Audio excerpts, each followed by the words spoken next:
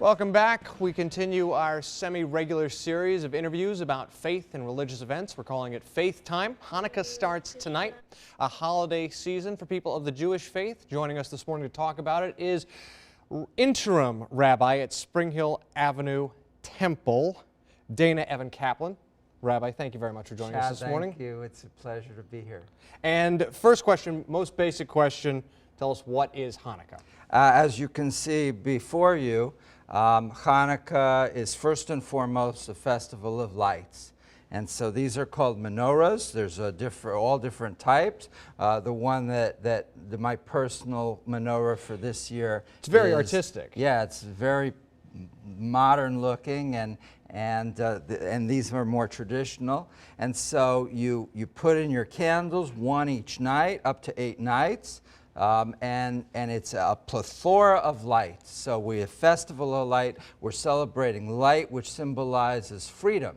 And more specifically, what does the Hanukkah celebration celebrate, or what does it commemorate? That's a tricky question, because when we were children, we were told one thing. We were told the story that there was a miracle, and once we expelled the Seleucid Greeks from the temple, they didn't destroy the temple, but they desecrated it. We cleaned the temple, and we found only one cruse of oil, which was enough to burn for 1 day, and it miraculously burned for 8 days. And so that's the story in the Talmud.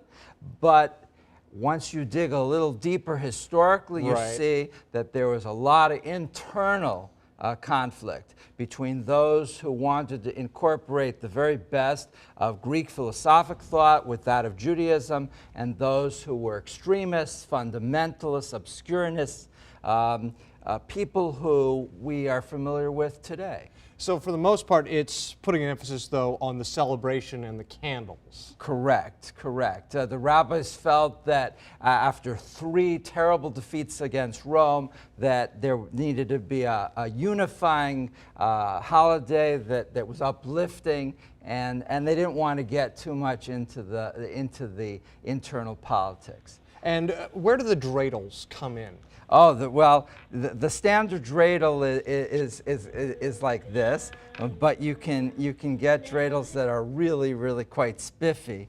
And it says it's got 4 Hebrew letters on it. Nes Gadol Haya Sham, or Nes Gadol Haya Po. A great miracle occurred there in Israel, or if you're in Israel, a great miracle occurred here. And you spin it, and based on which letter you land on, you win chocolate coins, you lose chocolate coins.